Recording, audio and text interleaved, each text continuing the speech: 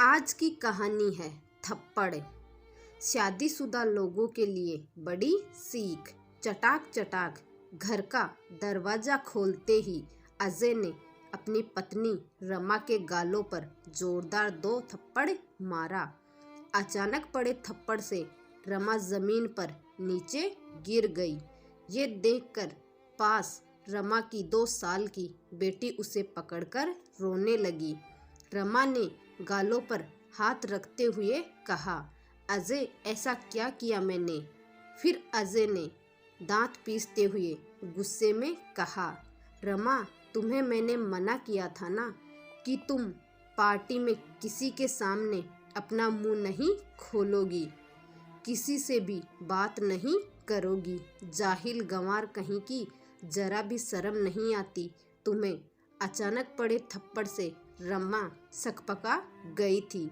उसकी आंखों में आंसू आ गए। उसे समझ नहीं आ रहा था कि आखिर उसकी गलती क्या हुई। रोते हुए कांपती आवाज में उसने दोबारा कहा, लेकिन मैंने किया क्या? अजय ने गुस्से में तमतमाते हुए कहा, अच्छा किया क्या? क्यों कहा कि मुझे अंग्रेजी में आपकी बात समझ नहीं आई? आप हिंदी में पूछिए तो मैं आपको बता सकती हूँ। तब रमा को ध्यान आया कि उसने अजय के साथी अफसर की पत्नी के साथ हिंदी में बात की थी, क्योंकि रमा को अंग्रेजी बोलनी नहीं आती थी। गांव के कॉलेज से बीए पास रमा की शादी उसके बड़े पापा ने अपने नज़दीकी मित्र के बेटे अजय से करा दी थी, जो एक सरकारी अफसर था।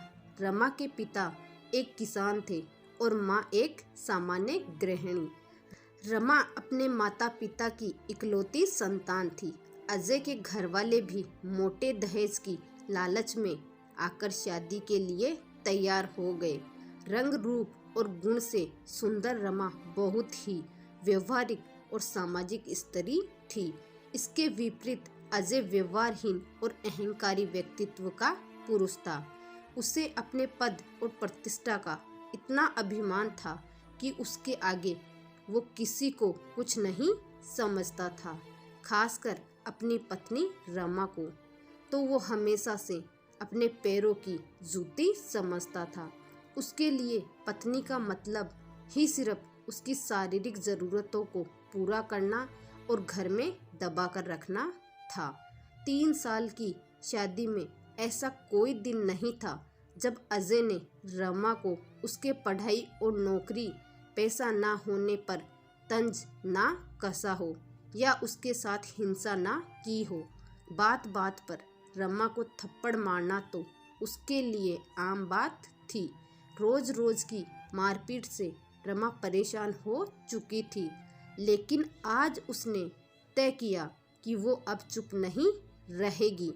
अपने खुद को संभालते हुए आंखों से बहते आंसुओं को पोंछते हुए अजय से कहा, हाँ मुझे नहीं आती शर्म इस बात को स्वीकारने में कि मुझे फर्राटेदार अंग्रेजी बोलनी नहीं आती, लेकिन इस वजह से मेरा कोई वजूद नहीं कि इस बात को भी मैं नहीं मानती। रमा के जवाब को सुनकर अजय ने फिर रमा के बालों को खींचते हुए कहा, अच्छा बड़ी जुबान चलने लगी है, कान खोल कर सुन लो। 2 कौड़ी की औकात नहीं है तुम्हारी, ना ही तुम्हारा अपना कोई वजूद है।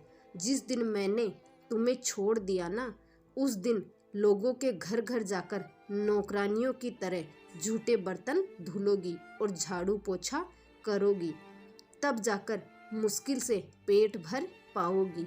लेकिन सम्मान और इज्जत तो भूल ही जाओ, क्योंकि तलाकशुदा स्त्री को समाज में कभी सम्मान नहीं मिलता, समझी, सिवाय तिरस्कार के।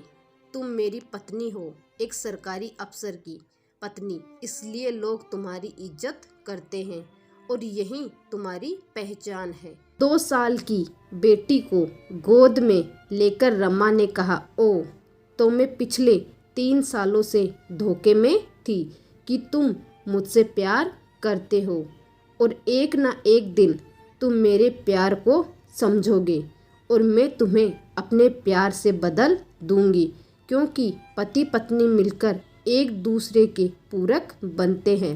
लेकिन मैं गलत थी। मुझे क्या पता था कि प्रतिस्पर्धा पति पत्नी में भी होती है। ठीक है अजय, मैं जा रही हूँ, हमेशा हमेशा के लिए तुम्हारी जिंदगी से। अब तुम अपने स्टैंडर्ड की दूसरी पत्नी ले आना अपने लिए। मैं तलाक के पेपर भेज दूंगी, कहकर रमा वापस अपने गांव, अपने माता पिता के पास चली गई। विकट परिस्थितियों में भी रमा ने कभी हार नहीं मानी।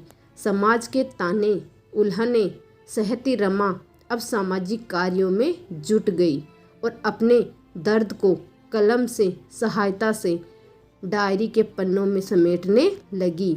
लेकिन कहते हैं ना कि सूर्य की तेज रोशनी को काले घनेरे बदल भी नहीं ढक सकते। उसी प्रकार रमा की प्रतिभा भी कब तक समाज से छिपी रह सकती थी। रमा को भी प्रसिद्धि मिली। पूरे 20 साल बाद, अथक कड़े परिश्रम के बाद, आज जब रमा और अजय का आमना सामना हुआ तो पुरानी सारी कड़वी बातें याद आ गई। भीड़ से पूरा सभागृह तालियों से गूंज रहा था। आज रमा की उपलब्धियों के सम्मान में, आज उसे महामहिम राष्ट्रपति से समाज में महिलाओं के सामाजिक सुधार एवं उनके रोजगार पैदा करने के साथ साथ घरेलू हिंसा की शिकार महिलाओं को न्याय दिलाने एवं उनकी शिक्षा के लिए जागृत करने के लिए पुरस्कार मिलना था। हिंदी में सबसे मिलजुल कर बात करती भीड़ में आज अजय भी हाथ बांधे पीछे लाइन में खड़ा हुआ था। नजरें झुकाए अजय को आज समझ में नहीं आ रहा था कि उसे वो गंवार समझता था। दरअसल वो तो बहुमुखी प्रतिभा का धनी थी। रमा आज समाज में प्रसिद्ध लेखिका और समाज सुधारक थी, जिसका सब सम्मान करते थे। आज उसे आगे बढ़कर बधाई देने में भी संकोच हो रहा था।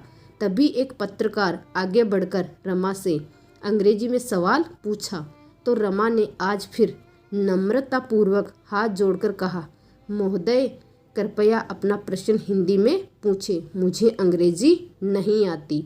तब पत्रकार ने कहा, जी माफ़ी चाहूँगा, मैं अपना सवाल हिंदी में पूछता हूँ मैडम। आपके मन में सामाजिक सेवा का ख्याल कैसे आया? अपनी सफलता का श्रेय आप किसे देना चाहेगी? आज जहाँ लोग इंग्लिश मीडियम में अपने बच्चों को पढ़ा रहे हैं, बात कर रहे हैं, वहाँ आप हिंदी में लिखती है, और क्या आपको कभी असफलता का डर नहीं लगा? तब रमा ने कहा, जी नहीं, मुझे हिंदी बोलने लिखने में शर्म नहीं आती, और जैसा कि हम सब जानते हैं कि परिस्थितियों से बड़ा गुरु कोई नहीं होता, कठिन परिस्थितियों में मजबूत बनाती है।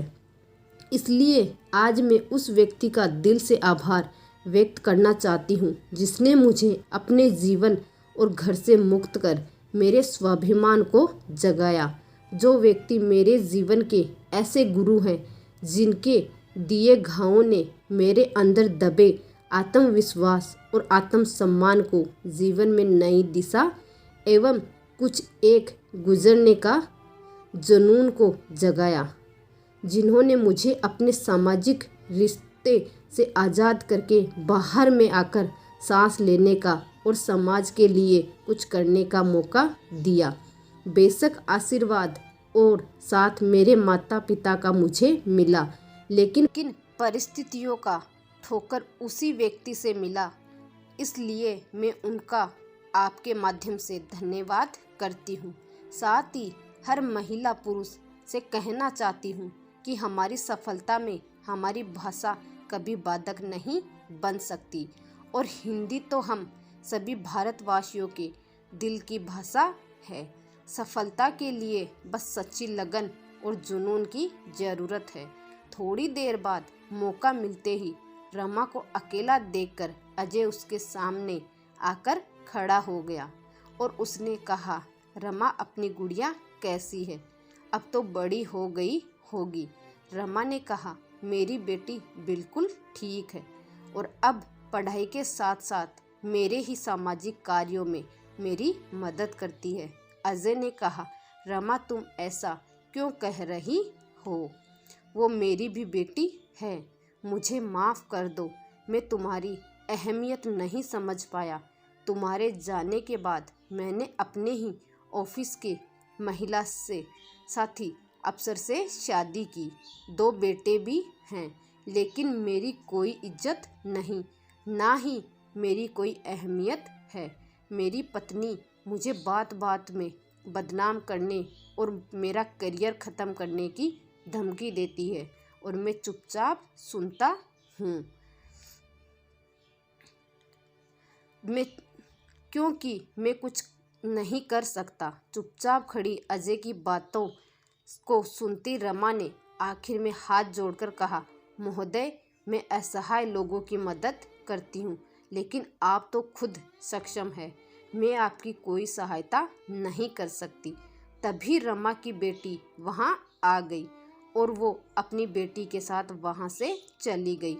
अजय आज नजरें झुकाए चुपचाप सब कुछ सुन रहा था, लेकिन आज कुछ भी कहने की स्थिति में वो बिल्कुल नहीं था और अपनी तिरस्कृत किए रिश्तों को जाते देख रहा था, क्योंकि वो आज मजबूर था और कुछ नहीं कर सकता था।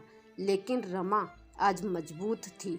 दोस्तों, उम्मीद करती हूँ कि ये कहानी आपको पसंद आई होगी, तो प्लीज़ लाइक, शेयर और कमेंट करना ना भूलें।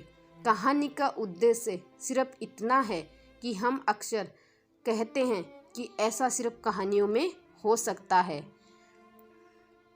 लेकिन हम ये भूल जाते हैं कि कहानियाँ बनती ही तभी है जब ऐसी घटनाएं होती है।